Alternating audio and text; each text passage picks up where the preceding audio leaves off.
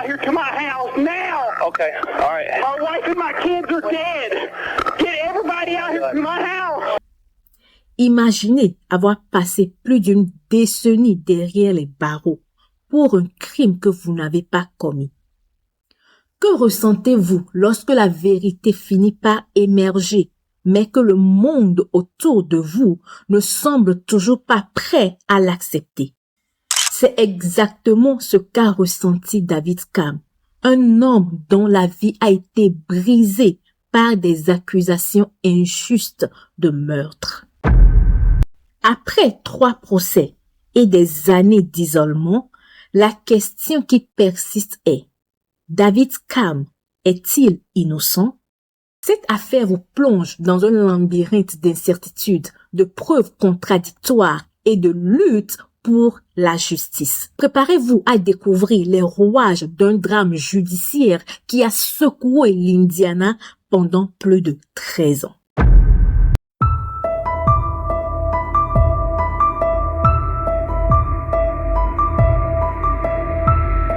David Cam, 36 ans, ancien policier, rentrait d'un match de basketball. En arrivant devant sa maison, il actionna l'ouverture du garage. Mais dès que la porte se leva, une vision d'horreur s'imposa à lui. Sur le sol du garage, sa femme Kim, 35 ans, baignait dans une mare de sang. Tout près, dans leur voiture familiale, leurs enfants, Brad, 7 ans, et Jill, 5 ans, étaient immobiles, leur corps aussi recouvert de sang. Sous le choc, David paniqua. Tremblant, il sortit immédiatement son téléphone et composa le 911, appelant le département de police pour signaler cette tragédie. Quand l'opérateur décrocha, David, d'une voix brisée, supplia: « Passez-moi le poste de commandement tout de suite, j'ai besoin de vous. » Il s'agenouilla près du corps de Kim, tenta de faire quelque chose, n'importe quoi, mais c'était trop tard. Mais qui aurait pu commettre une telle atrocité contre la famille Cam? Était-ce l'œuvre de quelqu'un qu'il connaissait ou d'un parfait inconnu? Une question obsédante qui allait hanter les esprits alors que l'enquête s'ouvrait sur cet acte d'une cruauté. L'histoire débute à New Albany, dans l'Indiana, en 1988. David Ray Cam, alors âgé de 24 ans, rencontre Kim Starr-Rein, 23 ans. Pour Kim, c'était le coup de foudre. David, avec son charme indéniable, représentait tout ce qu'elle cherchait chez un homme. Elle voyait en lui l'époux idéal, avec qui elle rêvait de construire une vie et de vieillir. Leur relation évolua rapidement et au printemps 1989, ils échangèrent leurs vœux, scellant leur amour. Déterminé à offrir un avenir stable à sa nouvelle famille, David rejoignit la police de l'État de l'Indiana. En parallèle, leur vie de couple s'épanouit. Le 1er février 1993, leur amour atteignit un sommet avec la naissance de leur fils Bradley. Mais vous savez, les choses ne sont pas toujours ce qu'elles paraissent et les gens ne sont pas toujours l'image qu'ils renvoient. David, aussi charmant soit-il, et Kim, aussi radieuse, qu'ils formaient un couple parfait, vivaient en réalité toute une autre histoire. Alors que leur vie semblait s'épanouir, David avait entamé une liaison avec Stephanie McCarty, une jeune femme qu'il avait rencontrée en salle de sport. Pour Kim, cette trahison fut un coup de poignard, d'autant plus qu'elle était enceinte de leur deuxième enfant. La situation s'aggrava rapidement. Les tensions montèrent au sein du couple, jusqu'à ce que David prenne une décision radicale. Quitter le domicile conjugal pour aller vivre avec sa maîtresse. Pendant cette période difficile, Kim retrouva du réconfort auprès de sa famille. On aurait au moins cru que David, après avoir eu le courage d'abandonner sa femme enceinte, aurait au moins eu la décence d'être présent pour la naissance de leur enfant. Mais ce ne fut rien. Le 28 février 1995, Kim donna naissance à leur fille Julia. La famille de Kim était là pour la soutenir, tout comme la famille de David. Mais une absence ne passa pas inaperçue, celle de David qui brilla par son absence à ce moment crucial. Comme on dit, l'herbe semble toujours plus verte ailleurs.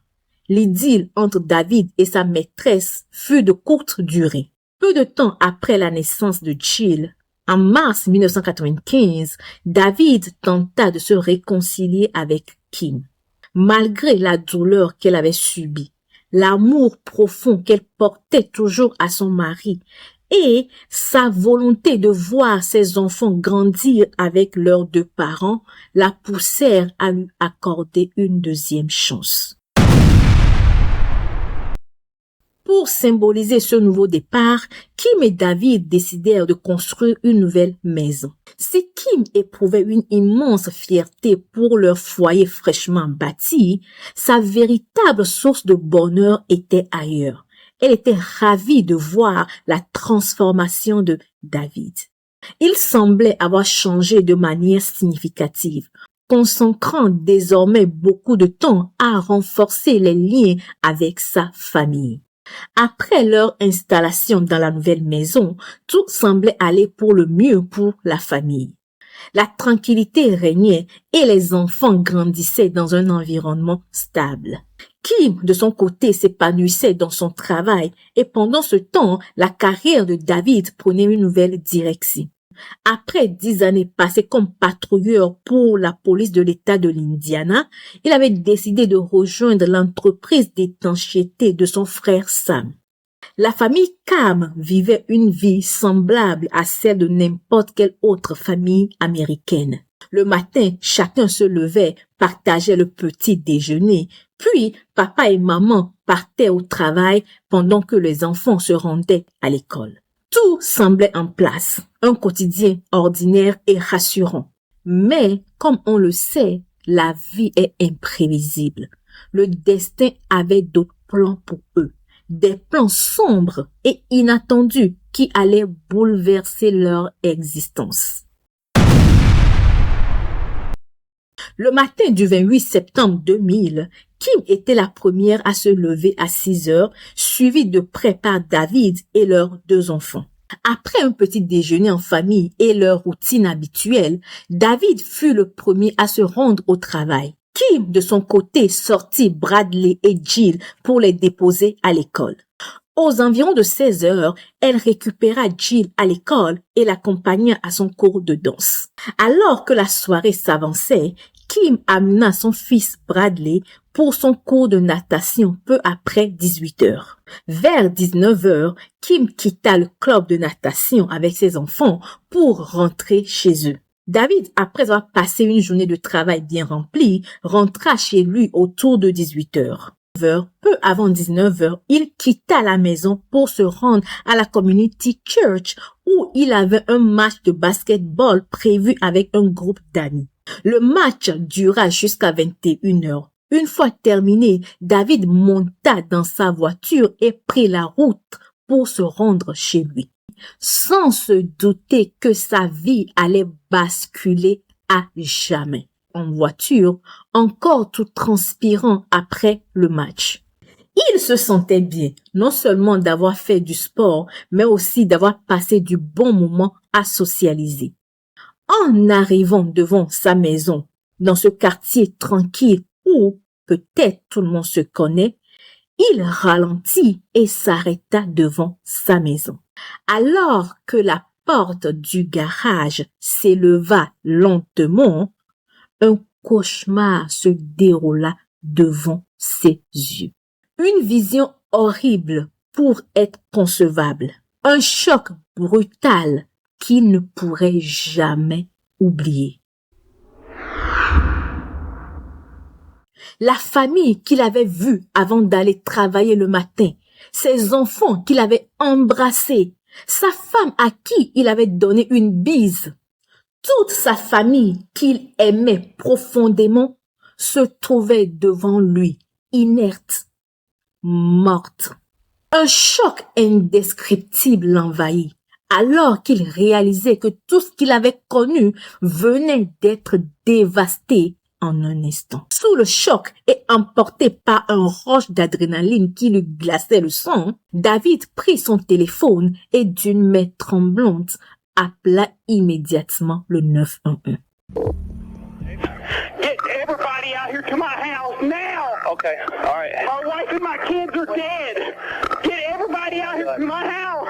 Chaque seconde semblait être une éternité.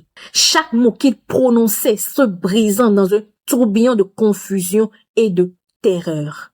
Quelques minutes après l'appel, des agents arrivèrent sur les lieux. L'un des premiers à intervenir fut Sean Clemons, un ancien collègue et l'un des amis les plus proches de David. Avant de commencer l'enquête sur la scène de crime, il demanda à David de se rendre au poste pour un entretien de routine. Alors que Sean lui demanda ce qui s'était passé, David expliqua qu'il était rentré chez lui après le match de basketball. Il s'était dirigé immédiatement vers le garage pour y garer son véhicule. C'est là qu'il découvrit Kim étendu sur le sol dans un mar de sang. Il raconta d'une voix tremblante. Je me suis penché sur son visage en criant « Kim, Kim, Kim, Kim !» Dans ses yeux, il aperçut cette lueur glaciale qui lui confirma que tout était fini. Complètement perdu, il se demandait seulement où étaient les enfants. Mais où étaient-ils? Et en regardant dans le Ford familial garé dans le garage, le cœur de David se serra. Sur la banquette arrière, il aperçut ses deux enfants, Jill et Brad. Jill était assise droite, toujours attachée à sa ceinture de sécurité, figée dans une position qui ne laissait aucun doute sur l'horreur qu'elle venait de vivre. David jeta un regard à droite et c'est alors qu'il aperçut Brad. Quand David toucha à son corps, il sentit encore une chaleur. Un espoir fugace s'alluma dans ses yeux. Il se dit que son fils pourrait être encore en vie. Précaution, il le sortit du véhicule et le posa sur le sol en béton, dans l'espoir de le réanimer. Mais à mesure que les minutes passaient, il devint évident que Brad, tout comme sa sœur et sa mère, avaient succombé à la violence de l'attaque. Après avoir relaté les détails des événements, David estima que Kim était peut-être rentré à 19h40 à la maison. Selon lui, les meurtres avaient probablement eu lieu quelques instants après leur arrivée. Cependant, David ne parvient pas à imaginer qui aurait pu commettre un acte aussi abominable. À sa connaissance, ni lui ni Kim n'avaient d'ennemis. Et rien ne laissait présager une telle violence. Lorsque les enquêteurs pénétraient dans le garage, la scène décrite par David se confirma dans toute son horreur. Le corps de Kim gisait sur le sol, son pantalon enlevé. Une large flaque de sang s'étendant depuis sa tête. Non loin de là, le pantalon ensanglanté était posé à côté du corps de Brad. Jill, quant à elle, fut retrouvée sur la banquette arrière de la voiture familiale, toujours figée à sa ceinture de sécurité. L'officier sur place émit l'hypothèse que Kim, Jill et Brad avaient tous été abattus. Cependant, il semblait avoir lutté pour échapper à l'attention des enquêteurs.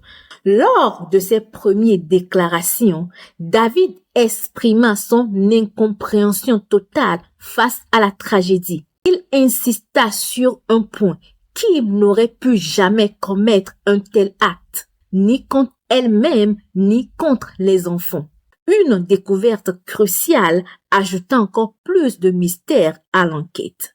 Ce vêtement dont la présence semblait hors conteste attira l'attention des enquêteurs. De plus, une empreinte de pomme fut relevée sur la portière du Ford Bronco. Les premières heures, les enquêteurs avaient envisagé l'hypothèse d'un vol qui aurait mal tourné. Cependant, cette piste fut immédiatement écartée.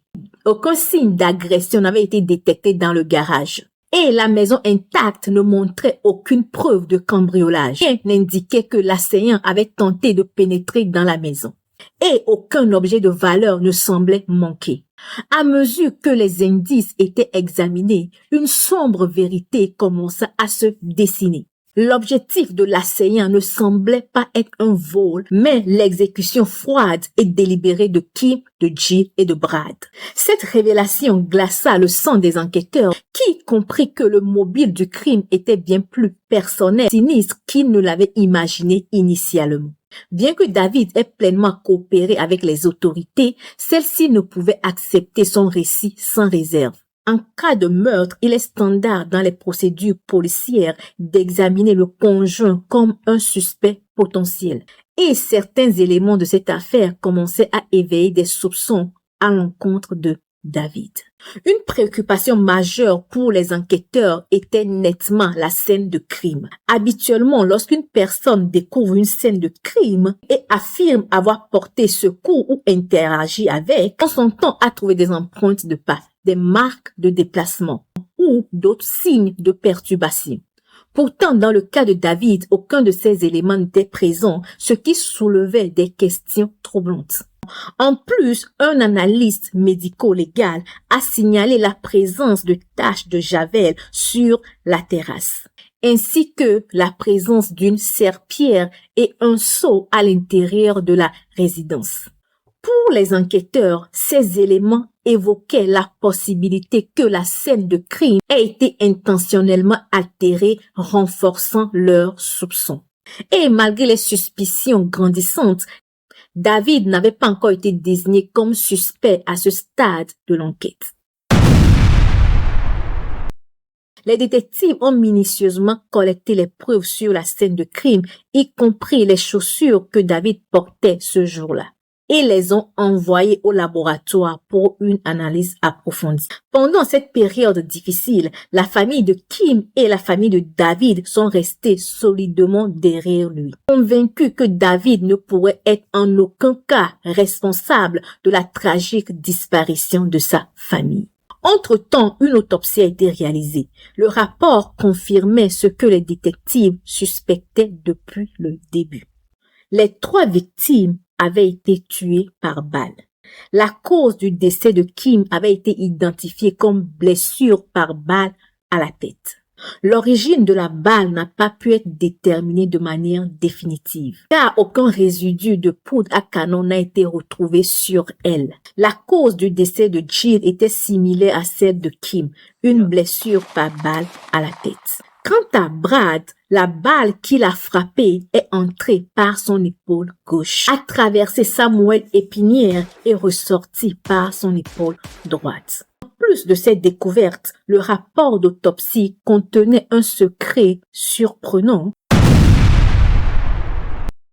Après la cérémonie commémorative en honneur de Kim, Jill et Brad, David reçut un appel des autorités. Il fut convoqué au département de la police de l'État de l'Indiana pour une interrogatoire officielle. Ironiquement, David se retrouvait sous le regard suspicieux de ceux qui avaient été autrefois ses amis les plus proches. Les gens qu'il considérait comme sa famille, ses frères. David a déclaré: je les aimais, ces policiers. J'aurais tout fait pour eux. Il ressentait cette trahison profondément. Il dit à ses anciens collègues: je ne peux pas le croire. Je ne peux pas croire que vous essayez de me blâmer d'avoir tué ma femme et mes enfants. Un policier, un de ses anciens collègues, lui a dit: les gens ont entendu quelque chose qui ressemblait à un coup de feu. L'heure correspondait à celle où vous êtes rentré vers 21h20. Voisine des Cam a affirmé avoir entendu 3 coups de feu provenant de la maison des Cam après 21h ce soir-là. David répond au détective: c'est faux, c'est archi faux. Cette femme a inventé cette heure-là.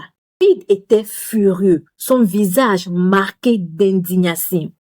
Il marqua une pause, se forçant de se calmer. David continua: je vous dis que c'est faux, les gens sont confus. Il marqua une pause, se forçant à se calmer. Puis il continue: la chronologie doit être incorrecte. Les détectives ont alors focalisé leur attention sur les prochaines preuves. Les détectives continuent. Les taches de sang sur votre chemise. Ils ont fait analyser l'ADN. C'était un test présomptif qui indiquait qu'il s'agissait d'éclaboussures de sang à haute vélocité. La seule façon dont cela peut arriver, c'est par rétroprojection ou projection d'un coup de feu. David dit, et vous supposez que c'est censé être sur mon t-shirt, le t-shirt avec lequel j'ai joué au ballon? Une analyse médico-légale avait noté sur la scène de crime, avait noté dans ses rapports 8 minuscules taches de sang retrouvées sur la chemise de David. David, ce soir-là, était compatible à des éclaboussures de sang à haute vélocité. C'est un phénomène qui survient généralement lorsqu'une arme à feu est déchargée à bout portant. Ce qui suggère que David avait pu tirer sur quelqu'un à une courte distance. David répond, c'est faux. David s'accrochait à sa version des faits, insistant sur le fait que tout le monde se trompait. Les détectives décidèrent alors de dévoiler leur preuve la plus significative. Le rapport d'autopsie montre que Jill, leur fille de 5 ans, avait subi un traumatisme contondant aux organes génitaux.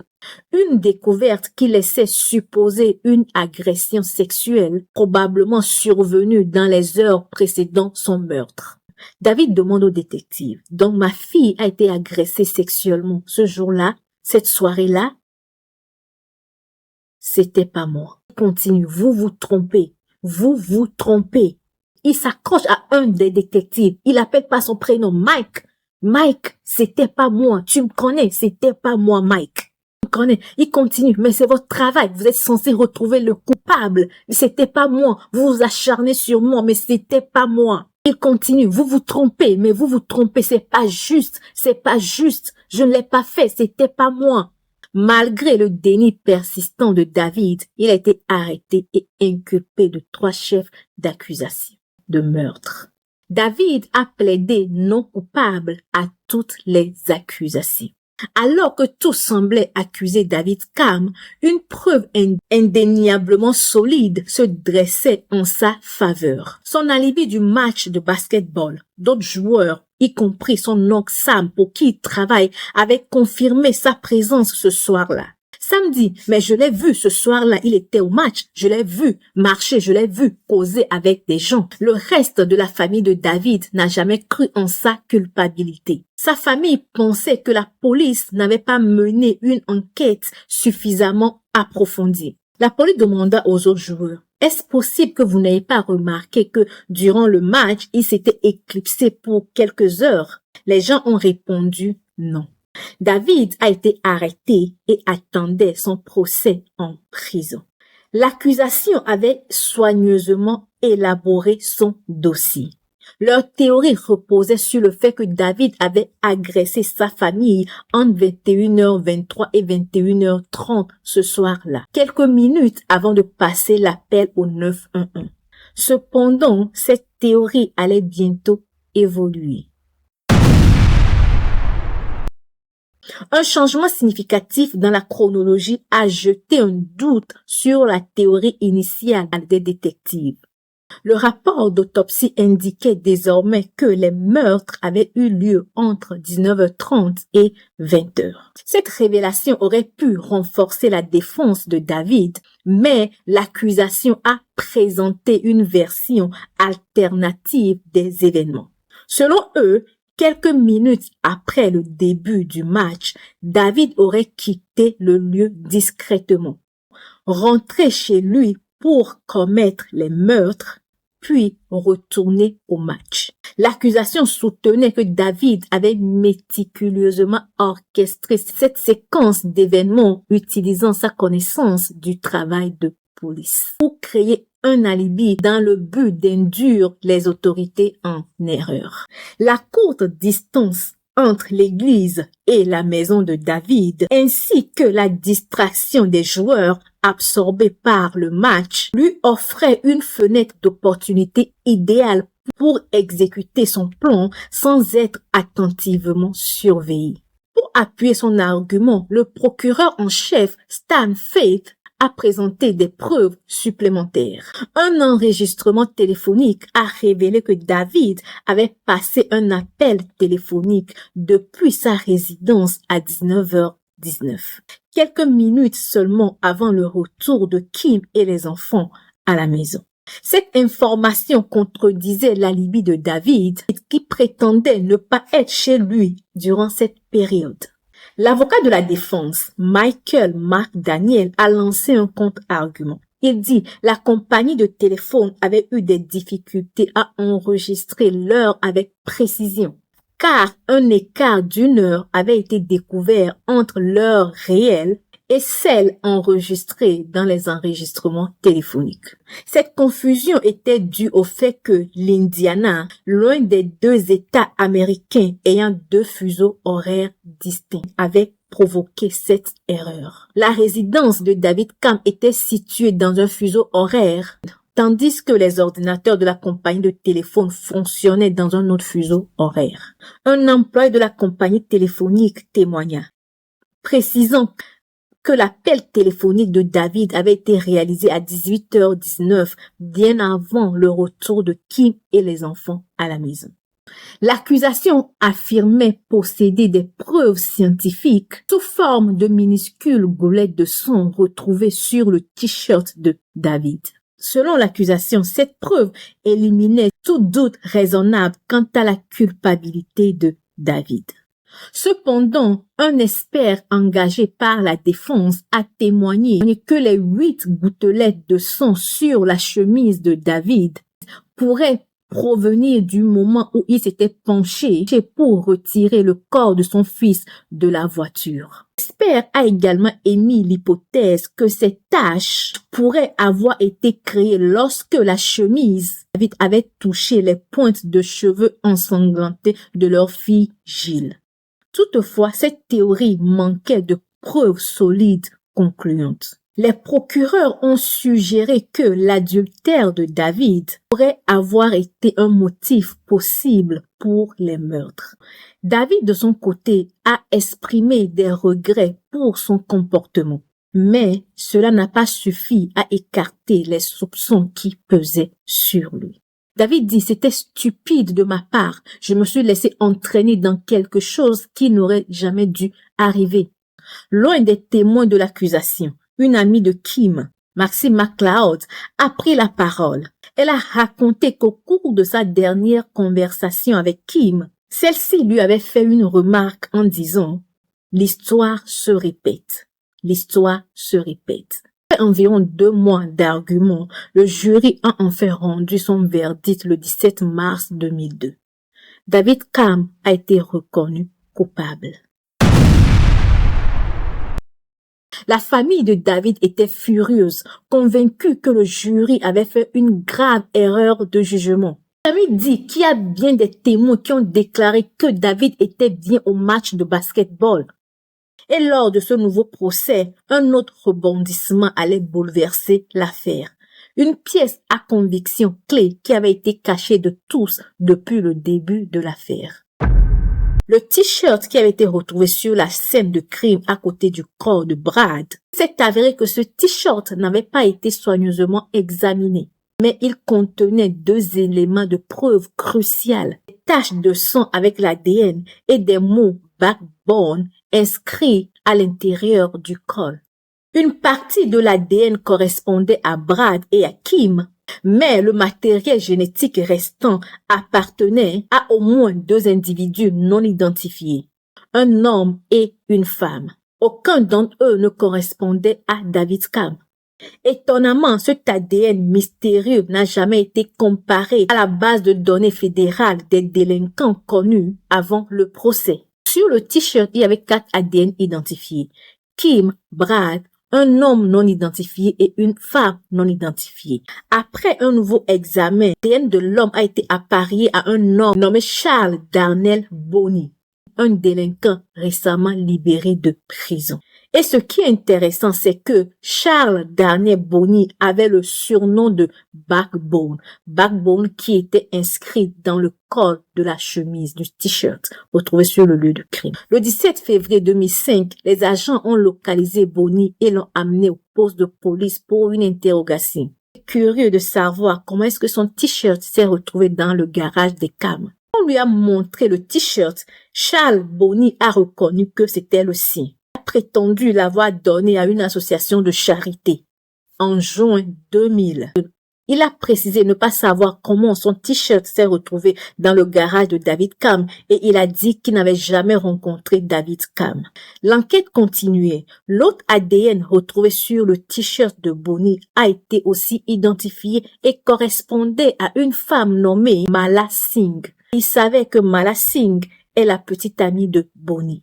En mars 2005, la police a finalement appréhendé Boni. Après qu'un expert en empreinte digitale a confirmé une correspondance parfaite entre l'empreinte de main retrouvée sur l'extérieur de la voiture de Kim Cam et celle de Boni. Boni a fermement nié être le tueur. Cependant, David Cam a été libéré sous caution. Mais quelque temps après, les agents munis de mandats ont arrêté à nouveau David. Les agents ont affirmé qu'il était à nouveau inculpé, mais cette fois-ci pour complot. Les autorités croyaient désormais que David et Boni étaient complices dans le crime. Mais David a nié avoir jamais connu Charles Boni. David dit qu'il ne l'a jamais vu de sa vie. Au début, Boni disait qu'il ne connaissait pas David, mais il a modifié la version des faits après son arrestation. Boni dit que la première fois qu'il a rencontré David avait eu lieu en juillet 2000 lors d'un match de basketball. Boni dit que lui et David n'ont jamais communiqué au téléphone, mais qu'ils se rencontraient dans des lieux publics, devant des boutiques, dans des maisons inachevées. Et c'est lors de l'une de ces rencontres, David lui a demandé de lui procurer une arme à feu intraçable. Et Boni dit qu'il a remis l'arme à David dans l'après-midi des meurtres dans le parking du basketball. Boni dit qu'après lui avoir remis l'arme, il a suivi David jusqu'à chez lui, juste par curiosité. Une fois arrivé devant la maison des Cam, Boni s'est garé à l'extérieur du garage. Boni dit qu'il a vu Kim et les enfants rentrer à la maison cette soirée-là. Et quand Kim et les enfants sont rentrés, soudainement, le premier coup a retenti, suivi du deuxième et du troisième. Boni affirme que quelques secondes après, David est sorti précipitamment du garage, l'arme à la main. Elle avait pointé directement sur lui. Mais aucun coup de feu n'a retenti. L'arme s'était enrayée. Après un face-à-face tendu, Boni avait vu une chance de s'échapper. Il a profité de cette distraction pour s'élancer dans le garage. I heard him talking a little more loudly, and then all of a sudden, out of nowhere, I hear a pop, and then I hear another pop, and then the third pop. They were the gunshot deaths of his family. Came out of the garage, he pointed that weapon at me, and he pulled it, and there was nothing discharged. Who goes running after somebody who's just tried to kill him? Why not run after him? There's no bullets in the weapon. I did go in after him, and if someone doesn't believe that, that's fine. C'est en poursuivant David qu'il a accidentellement trébuché sur les chaussures de Kim. À ce moment-là que sa main s'était posée sur la voiture. En mars 2005, David et Boni ont été inculpés de 3 chefs d'accusation. Le récit de Boni est truffé d'incohérences et ne reposait sur aucune preuve solide. Aucun témoin ou document pour soutenir son récit. Mais malgré que le récit de Boni n'a pas de preuves solides, David Cam a été condamné à la prison à vie. David Cam n'a pas baissé les bras, il a continué à lutter pour prouver son innocence. David Cam dit que Boni était le seul coupable du meurtre de sa famille et qu'il a inventé son récit pour l'impliquer lui dans son crime. En 2013, un autre procès a eu lieu et durant ce procès, l'ex-petite amie de Boni, Maya, dont l'ADN a été retrouvé sur le t-shirt retrouvé sur le lieu du crime, a témoigné. Elle dit ceci: le soir du crime, son petit ami Boni avait quitté son domicile à elle et lui a dit qu'il allait aider un ami. Les procureurs ont soutenu que l'ami mentionné par Boni était David Cam. Le procès a également introduit une nouvelle preuve d'ADN qui n'avait pas été présentée lors des autres procès. L'expert médico-légal a témoigné qu'il avait découvert de l'ADN de contact correspondant à Charles Bonny à divers endroits sur les vêtements de Kim et de Jill. Cette découverte contredisait la version de Bonny qui disait qu'il n'avait jamais touché les victimes.